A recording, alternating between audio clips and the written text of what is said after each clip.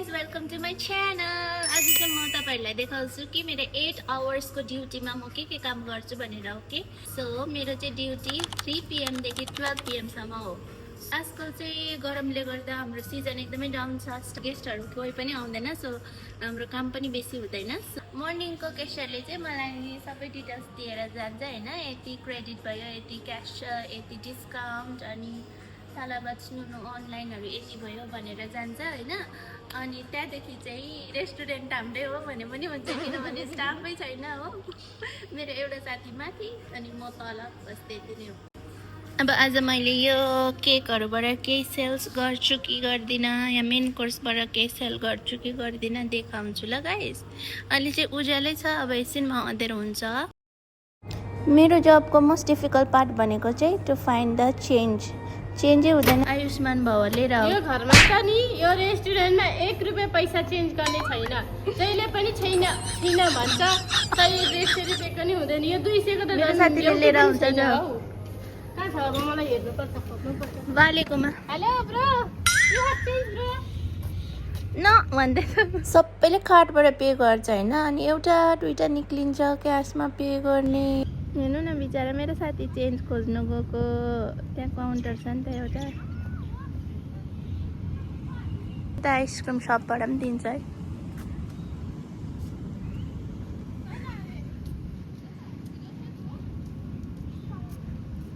यता जाऊ।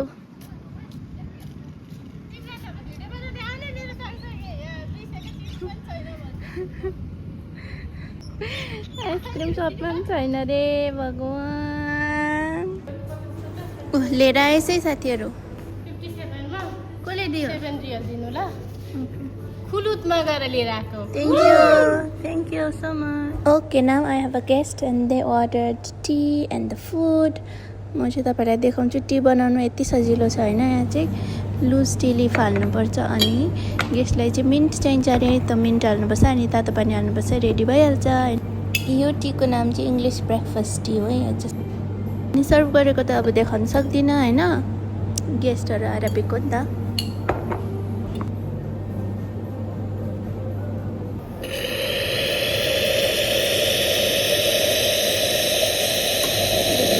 रेडी होइन, अब यो चाहिँ फुड हो, एराबिक फुड हो।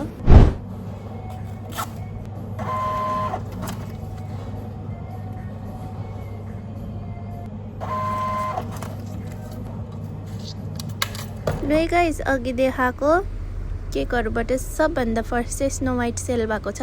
यसमा चाहिँ वेलकम टु कतार लेखिदिनु पर्ने अरे, हाम्रो सेफले लेखिदिन्छ। मेरो साथी चाहिँ बिजी छ यति धेरै केकहरू सर्भ गर्नु रहेछ। हाम्रो गेस्टहरू अलिकति देखाउँछु ल, टाढोबाट देखाउनु अलाउड छैन नि त। अनि सेबास्टियन चीज केक 4वटा। हाम्रो आफ्टरनुन टी हो है।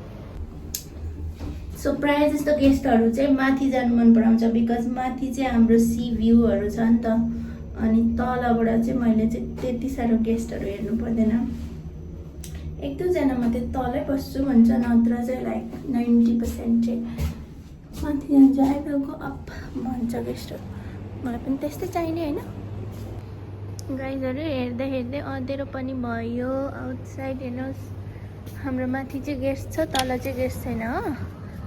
हाम्रो मेरो चाहिँ एउटा स्नुनुको अर्डर छ, त्यो प्याकिङ गर्छु, आउनुहोस् मसँग।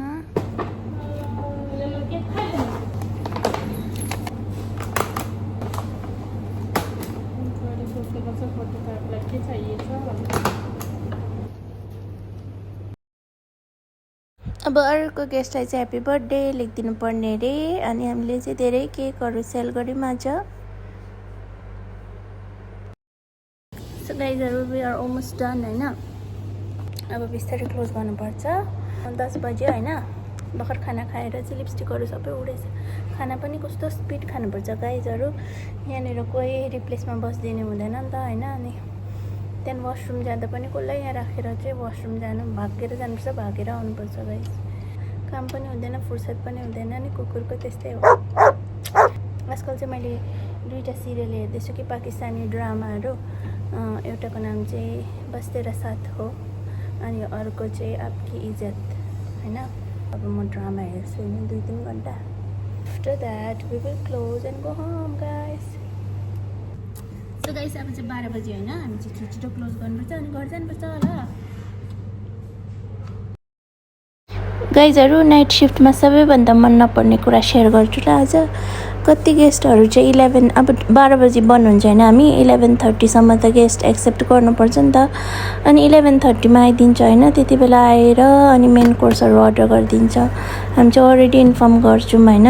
अब 11:40 चाहिँ हाम्रो लास्ट अर्डर हो, त्यहाँदेखि चाहिँ हामी अर्डर लिँदैन भनेर okay okay fine we will hurry up भन्छ कि जान्छ. त्यहाँदेखि अर्डर गरेर उनीहरूको डिस्कस गर्दा के खाने के नखाने होइन, अर्डर गर्दा अनि त्यो खाना सर्भ गर्दा 11:45देखि पनि बेसी हुन्छ होइन.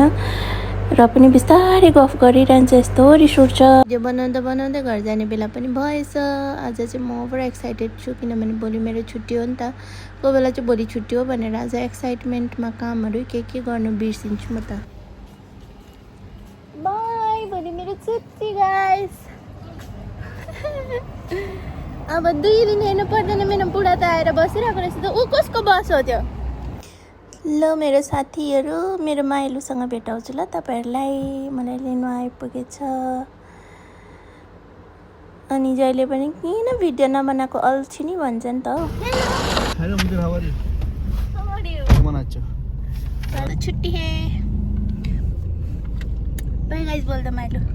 आज मैंने व्लॉग बनाया दिन भर. Hi guys, bye guys.